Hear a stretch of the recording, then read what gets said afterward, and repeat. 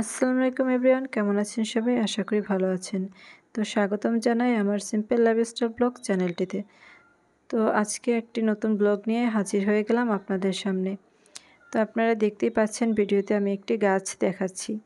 আসলে এখানে একটি না, কয়েকটি গাছ রয়েছে। আপনারা যে গাছটি দেখতে পাচ্ছেন হয়তো অনেকে চেনেন, আবার অনেকে নাও বা চিনতে পারেন, কারণ বেশিরভাগ মানুষই এটাকে নাও চিনতে পারে। আমিও কিছুদিন আগ পর্যন্ত চিনতাম না। তো এই গাছটি হচ্ছে এলাচ গাছ। তো চলুন কথা না বাড়িয়ে আপনাদেরকে দেখাই। এই এলাচ গাছ আমাদের বাঙালিদের রান্নাঘরে হরহামেশাই থাকে, কারণ ঝাল থেকে শুরু করে মিষ্টি জাতীয় সব ধরনের খাবারেই কিন্তু এলাচের ব্যবহার করা হয়। এলাচ ঘ্রাণ, সুগন্ধের জন্য এবং স্বাদ বাড়ানোর জন্য ব্যবহার করা হয়ে থাকে। তো এই যে দেখতে পাচ্ছেন, যদি কেউ চিনে থাকেন তো ভালো, আর যারা নতুন রয়েছেন আমার বন্ধুরা, যারা চেনেন না তারাও দেখে নিতে পারেন এই ভিডিওটি থেকে। তো ভিডিওটি না টেনে পুরোটা ভিডিও দেখবেন, তো অনেক কিছুই জানতে পারবেন এই এলাচ সম্পর্কে। এই অভাবনীয় এলাচ গাছটি, আসলে এই এলাচ যে এত গুণসম্পন্ন আর এত গুণাবলীর অধিকারী, সেটা আপনারা এই ভিডিওটি দেখলেই বুঝতে পারবেন। এই এলাচ গাছগুলো, এলাচের যে দানাগুলো রয়েছে সেই বীজ থেকেই আসলে এই গাছগুলো হয়েছে। তো মাশাআল্লাহ, এই গাছগুলোতে এখন অনেক সময় প্রতীক্ষার পরে এলাচের ফুল এসেছে। হ্যাঁ ভিউয়ার্স, এগুলো হচ্ছে এলাচ গাছের ফুল। দেখুন তো মাশাআল্লাহ কত সুন্দর, একদম রজনীগন্ধা ফুলের মতন ফুটে আছে। এই এলাচ ফুলগুলো থেকেই এলাচ বেরোবে, তাই আর আপনাদের সাথে শেয়ার করলাম। যারা দেখেননি, এই প্রথমবার দেখছেন, তারাও মাশাআল্লাহ বলবেন। দেখুন কি সুন্দর এলাচের ফুল বেরিয়েছে। এগুলো প্রায় একটা পাতলা আবরণের মতন একটা থোকায় হয়ে থাকে, তারপর আস্তে আস্তে সেই আবরণটা ফেটে এরকম ছড়ার মতন ফুল বেরিয়েছে। এ থেকেই মাশাআল্লাহ এলাচ বের হবে। তো এই যে দেখুন, এই যে এরকম থাকে। তো এইখানে অনেক কয়েকটি গাছ রয়েছে, প্রত্যেকটা গাছেই মাশাআল্লাহ এই যে দেখুন এলাচের ফুল বেরিয়েছে। এগুলো ফেটেই এলাচের ফুলগুলো বেরোবে। প্রত্যেকটা গাছেই এরকম করে এলাচের ফুল বেরিয়েছে মাশাআল্লাহ, এ থেকে এলাচ বেরোবে ফুল থেকেই।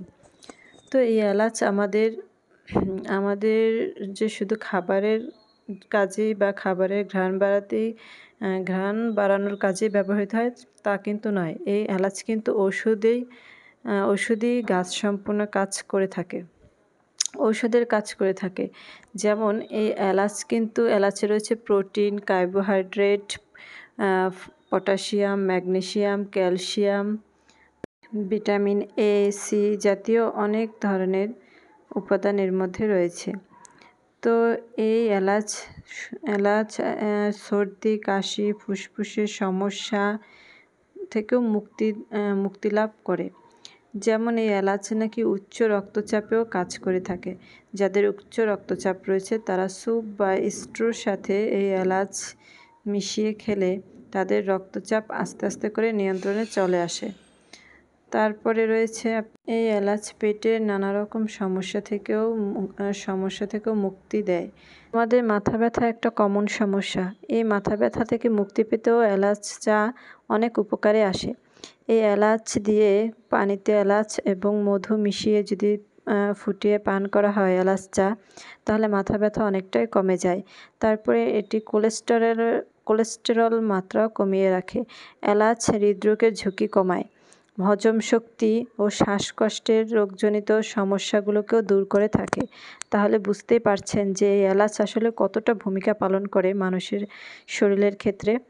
এই এলাচের উপকারিতা আসলেই অনেক। এই এলাচ যেমন শ্বাসকষ্ট, ফুসফুসের সমস্যা, রক্তচাপ নিয়ন্ত্রণ, রক্ত সঞ্চালনের সমস্যা, তারপরে পেটের নানা রকম সমস্যা দূরীকরণে এবং হৃদরোগের ঝুঁকি কমাতে এবং হৃদরোগ প্রতিরোধে এই এলাচের ভূমিকা অনন্য। তাই আপনারা চাইলেই বাড়িতেই এলাচের যে দানাগুলো রয়েছে সেটির বীজ তৈরি করে এই এলাচ গাছ আপনারা চাইলেই চাষ করতে পারেন। আর মাশাআল্লাহ, আপনারা যদি ধৈর্য সহকারে চাষ করেন তাহলে দেখুন কি সুন্দর এলাচ গাছ হয়েছে এবং এর থেকে এলাচ ফুলও বেরিয়েছে। তো কেমন লাগলো আমার এই ব্লগ ভিডিওটি? যদি ভালো লাগে অবশ্যই লাইক, কমেন্ট, শেয়ার ও সাবস্ক্রাইব করে পাশে থাকবেন। তো সবাই ভালো থাকবেন। আল্লাহ হাফিজ।